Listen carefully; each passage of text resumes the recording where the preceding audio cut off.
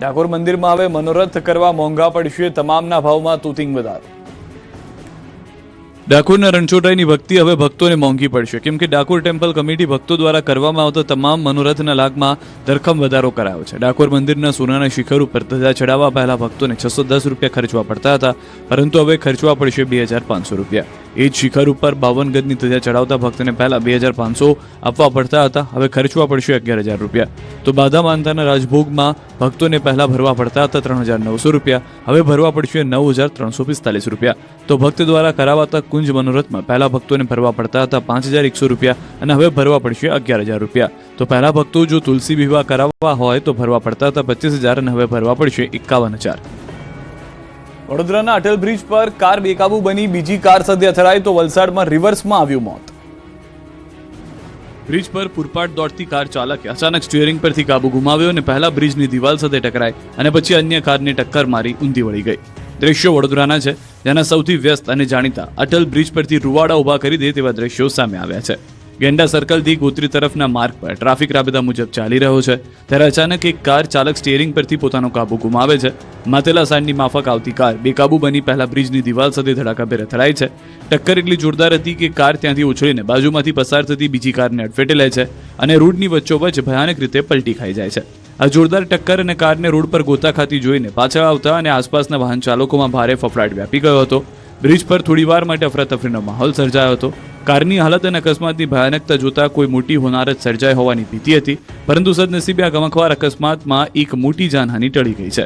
Car ઊંધી વળી જતા લોકોએ ભેગા થઈને કાર ચાલકને બહાર કાઢ્યો। કાર ચાલકનો આશ્ચર્યજનક રીતે આબાદ બચાવ થયો। ઘટનાની જાણ થતાં ગોરવા પોલીસ સ્ટેશનનો સ્ટાફ તાત્કાલિક સ્થળ પર દોડી આવ્યો હતો। હવે મહિલાની ઉતાવળે ધોળા દિવસે મોત જોવાનો વારો આવ્યો છે। જુઓ કઈ રીતે રમરમાટ દોડતું આવ્યું મોત। આંખો પહોળી થઈ જાય એવા દ્રશ્યો વલસાડના કોસંબાના છે, જ્યાં એક ટ્રક રિવર્સ આવી રહ્યો હતો। આમ છતાં મહિલા ઝડપથી દોડીને રોડ ક્રોસ કરવા જાય છે, ત્યારે જ ટ્રકની સ્પીડ વધી જાય છે અને મહિલા પર વ્હીલ ચડી જાય છે, જેથી મહિલાને ગંભીર ઈજા પહોંચે છે। લોકોના મારના ડરથી ટ્રક ચાલક ભાગી જાય છે।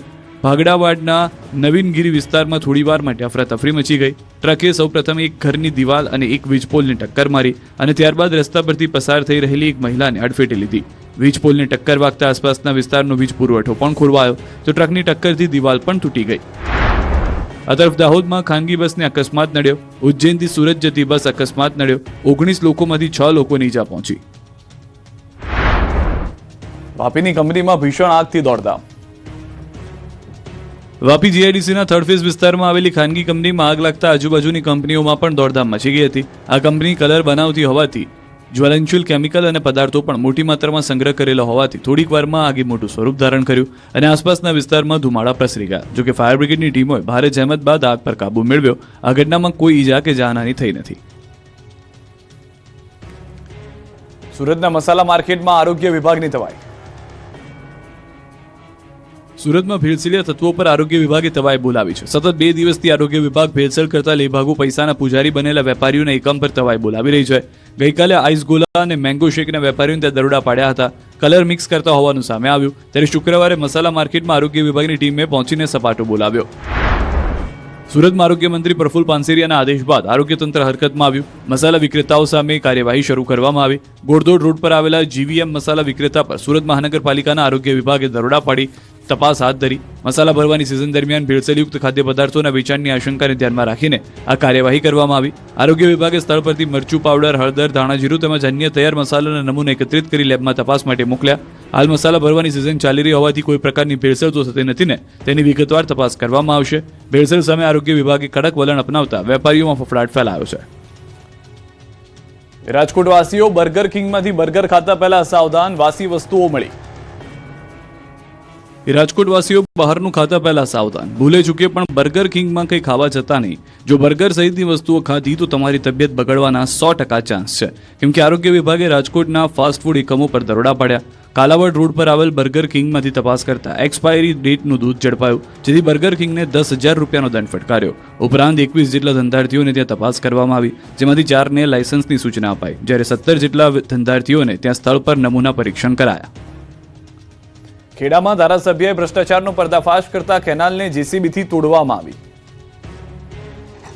ખેડાના વાટવાડી વિસ્તારમાં નવી બનેલી કેનાલનું કામ લોટ પાણીને લાકડા જેવું થયું હોવાની ખુદ પોલ ધારાસભ્યએ ખોલી.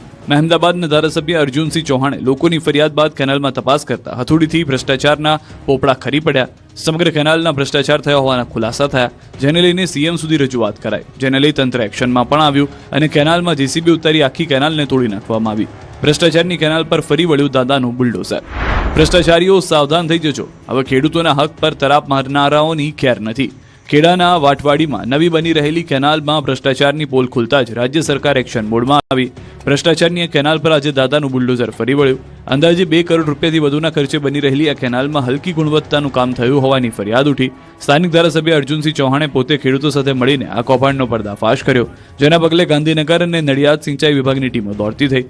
અધિકારીઓ હથોડાના ઘા મારીને 50થી વધુ જગ્યાએ તપાસ કરી, જેમાં કેનાલ પોચી હોવાનું સાબિત થયું. તપાસના અંતે ભ્રષ્ટાચાર સાબિત થતાં જ 2 કિલોમીટર સુધીની આખી કેનાલને ખોદી નાખવામાં આવી. તંત્રની આ કડક કાર્યવાહી જોઈને વર્ષોથી પાણીની રાહ જોતા સ્થાનિક ખેડૂતોમાં ભારે ખુશીનો માહોલ જોવા મળી રહ્યો છે. હવે 2 કરોડથી વધુના ખર્ચે કેનાલનું નવીનીકરણ કામ હાથ ધરાશે, જેથી ખેડૂતોને યોગ્ય સિંચાઈ સુવિધા મળી શકે. સુરતના ડુમસ બીચ પર દરિયો 1000 મીટર પાછળ જતો રહ્યો હોવાની અફવા ફેલાવનાર સામે કાર્યવાહી.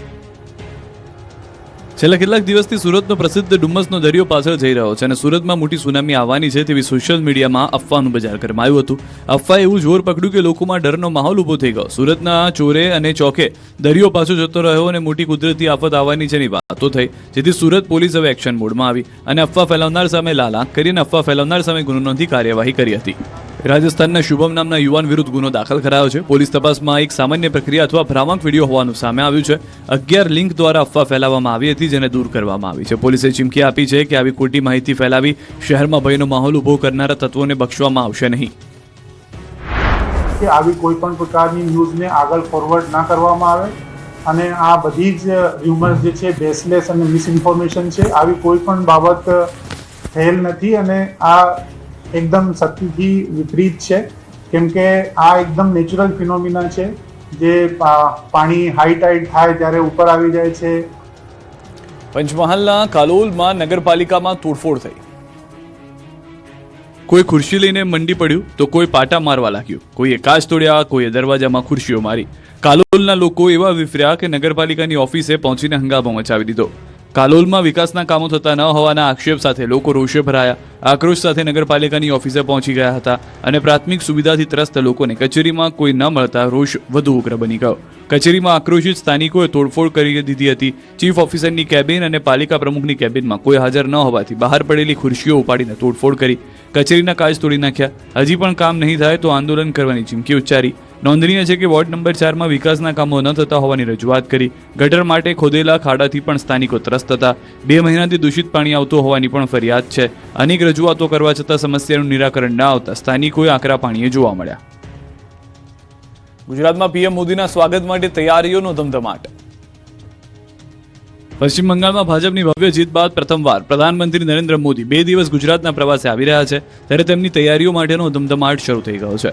હૈદરાબાદથી સીધા પીએમ મોદી 10મીએ જામનગર આવશે. અહીં પીએમ મોદીના સ્વાગત માટે ભવ્ય રોડ શો યોજાશે, જેને લઈને લાલ બંગલા અને આસપાસના વિસ્તારમાં પોલીસ છાવણીમાં ફેરવાયું છે અને લાલ બંગલામાં એક સ્ટેજ પણ તૈયાર કરાયું છે. તો વડોદરામાં પણ પીએમ મોદી પહોંચવાના છે, ત્યાં પણ રોડ શો યોજાશે. સરદાર ધામ 3ના લોકાર્પણ કાર્યક્રમ સાથે સાથે વડાપ્રધાન દ્વારા રોડ શો યોજાવાનો છે, જેને લઈને ગોલ્ડન ચોકડીથી જૂના એરપોર્ટ સુધીના સમગ્ર રૂટ પર પોલીસ અને પ્રશાસન સજ્જ થઈ ગયું છે. સુરક્ષા વ્યવસ્થાને ધ્યાનમાં રાખીને ઉચ્ચ પોલીસ અધિકારીઓએ રિહર્સલ કર્યું છે અને સંબંધિત વિસ્તારોમાં બેરિકેડિંગ સહિતની કામગીરી શરૂ કરવામાં આવી છે. બીજી તરફ પીએમ મોદી સોમનાથ દાદાની ધરતી પર પણ પહોંચશે. 11મીએ સોમનાથમાં પહોંચી પહેલા દાદાના દર્શન કરી પૂજા અર્ચના કરશે.